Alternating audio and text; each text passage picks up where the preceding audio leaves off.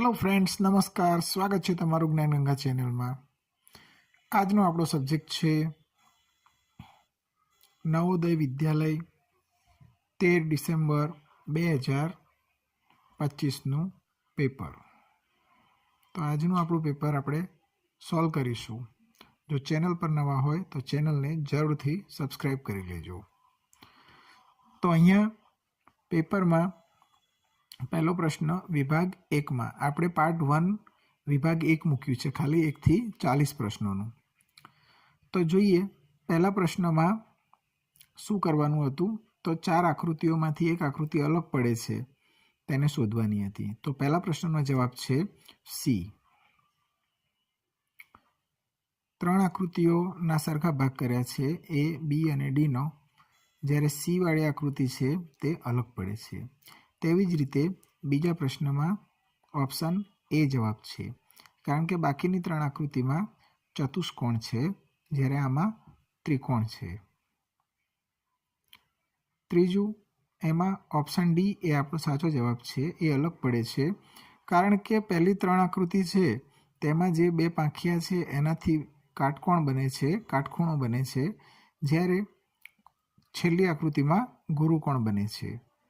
हवे जोईए चौथो प्रश्न, जेमां तमने ए, बी अने सी ए 3 में दर्पण आकृति आपेली छे एल, आर अने के नी, ज्यारे एस ए सिम्पल आपेलो छे, एटले आपणो ऑप्शन जवाब थई जाय छे एस। पांचमो प्रश्न 5 થી 8 प्रश्न, एमां तमारे सेम टू सेम आकृति शोधवानी छे। बहुत सहेलो प्रश्न हतो। 5मा प्रश्न में बी सरखी आकृति छे, 6ठा प्रश्न में बी सरखी आकृति है, 7मा प्रश्न में सी सरखी आकृति है, 8मा प्रश्न में सी सरखी आकृति है। तमे जोई शको छो बाळको। हवे जोईए 9 થી 12 प्रश्नों। तेमां तमारे आकृतिनो एक भाग शोधवानो छे। तो 9मा प्रश्न में ऑप्शन डी ए आकृतिनो साचो भाग है। 10मा प्रश्न में ऑप्शन डी ए आकृतिनो साचो भाग है। ऑप्शन 11 एमां ऑप्शन बी ए आकृतिनो साचो भाग है। और 12मा प्रश्न में ऑप्शन सी ए आकृतिनो साचो भाग है। अहींया बाळको तमारे खास ध्यान राखवुं जोईए के ज्यारे पण आवो प्रश्न पूछाय छे त्यारे तमारे एमां हाथथी दोरी देवानुं, तो जवाब जल्दी सरळताथी मळी जाय छे। हवे जोईए आगळना 13 થી 16 प्रश्नों। तो एमां चौथा नंबरनी आकृति तमारे शोधवानी छे। तो 13मा प्रश्न में जे तीर है ए एंटी क्लॉकवाइज एटले के घड़ियाळनी विरुद्ध दिशा में फरे छे। ऑप्शन डी ए साचो जवाब है। त्रे त्रण जे आपेली छे आकृति, 4 आकृति एक तीरवाड़ी है। तो हवे जोईए मित्रों 14मो प्रश्न। एमां पहला 2 લીટી અને 1 ટ્રાયંગલ હતો, ત્યારબાદ 3 લીટી અને 1 ટ્રાયંગલ થયો, પછી 4 લીટી અને 1 ટ્રાયંગલ થયો, પછી 5 લીટી થશે। એક લીટી વધતી જાય છે અને એક ટ્રાયંગલ વધતો જાય છે। ઓપ્શન એ આપણો સાચો જવાબ છે। હવે જોઈએ 15મો પ્રશ્ન, જેમાં તમે જોઈ શકો છો ગોળ અને ચોરસ આપેલો છે। એ ઉપર જતા રહ્યા, 2 ગોળ અને 1 ચોરસ થયો, ત્યારબાદ 2 ગોળ અને 2 ચોરસ થયા। હવે અહીંયા શું વધશે તમારે વિચારવાનું છે। પહેલી આકૃતિમાં થી બીજીમાં ગયા ત્યારે 2 ગોળ બન્યા, પછી 2 ચોરસ બન્યા। હવે ગોળ વધશે એટલે આપણો ઓપ્શન જવાબ ડી થઈ જશે, 3 ગોળ વધશે। 16મો પ્રશ્ન બહુ સહેલો। 1 ટ્રાયંગલ હતો, 2 ટ્રાયંગલ થયા, 3 થયા, હવે 4 થઈ જશે એટલે ઓપ્શન સી એ આપણો સાચો જવાબ છે। જોઈએ 6ઠા નંબરનું પેજ, ભાગ 5। આમાં પહેલી 2 આકૃતિઓના ઉપરથી આપણે બીજી 2 આકૃતિ આપણે શોધવાની છે। પહેલી જે આકૃતિ 2 છે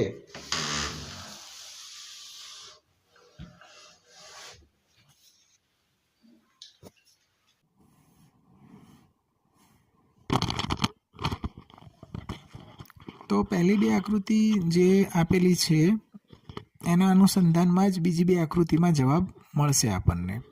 તો અહીંયા જોઈ શકો છો બાળકો કે 17મા નંબરના પ્રશ્નમાં અહીંયા આપ્યા છે 3 એરો છે તો 2 થઈ ગયા અને આકૃતિ ઊંધી થઈ ગઈ.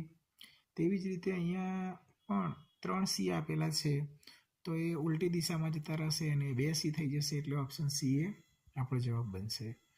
અહીંયા જોઈએ 18મો પ્રશ્ન. ત્રિકોણની અંદર ચોરસની અંદર ત્રિકોણ આપ્યો છે તો ત્રિકોણની અંદર ચોરસ બની ગયો. તેવી જ રીતે ગોળની અંદર ચોરસ છે તો ચોરસની અંદર ગોળ એ આપણો જવાબ થશે. અહીંયા જોઈ શકો છો ચોરસની અંદર ગોળ ઓપ્શન એમાં આપેલો છે. અહીંયા તમે જોઈ શકો છો કે 19મા પ્રશ્નમાં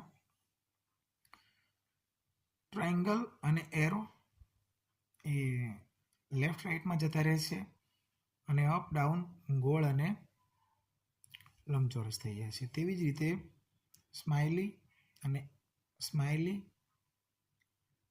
સાઈડમાં જતા રહેશે લેફ્ટ રાઈટમાં અને જે એરો આપેલો છે તે ઉપર જતો રહેશે એટલે ઓપ્શન એ આપણો સાચો જવાબ થઈ જાય છે. ફૂલ છે તે ઉપર જતું રહેશે, એરો નીચે આવશે. સ્માઇલી રાઈટમાં જતી રહેશે લેફ્ટમાં. હવે જોઈએ 20મો પ્રશ્ન. તો અહીંયા આપણને આપવામાં આવ્યું છે તે દર્પણ આકૃતિ આપવામાં આવી છે. તો ત્રીજા નંબરની દર્પણ આકૃતિ ઓપ્શન સી થઈ જશે. હવે જોઈએ બંધ બેસાડવાની છે આકૃતિ પ્રશ્ન સાથે. પહેલી આકૃતિ સાથે બીજી બધી આકૃતિમાંથી જે બંધ બેસતી છે તેને બેસાડવાની છે.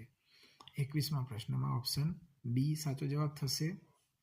તેવી જ રીતે 22મા પ્રશ્નમાં ઓપ્શન બી એ બંધ બેસતું છે. 23મા પ્રશ્નમાં ઓપ્શન બી બંધ બેસે છે. 24મા પ્રશ્નમાં ઓપ્શન એ બંધ બેસે છે. હવે જોઈએ 25મો પ્રશ્ન. દર્પણ આકૃતિનો છે 4x4. તો 25મા પ્રશ્નમાં ઓપ્શન બી દર્પણ આકૃતિ છે. 26મા પ્રશ્નમાં ઓપ્શન સી એ દર્પણ આકૃતિ છે. 27મા પ્રશ્નમાં ઓપ્શન એ દર્પણ આકૃતિ છે. દર્પણમાં જોતા આકૃતિ આવી દેખાશે.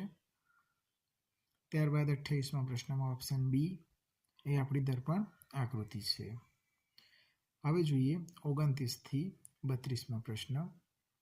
તેમાં ફોલ્ડ કરવાનું છે અને વિચારવાનું છે. 29માં જવાબ સી આવશે. 30માં તમારે વિચારવાનું છે બાળકો. મેં વિચાર્યું પણ જવાબ આવતો નહોતો. 31મા પ્રશ્નમાં ઓપ્શન ડી જવાબ બનશે. ત્યારબાદ 32મા પ્રશ્નમાં ઓપ્શન ડી જવાબ બનશે. 33 થી 36 નંબરના પ્રશ્ન જોઈએ. આ જે 3 ભાગ આપેલા છે તેને જોડીને કઈ આકૃતિ બનશે?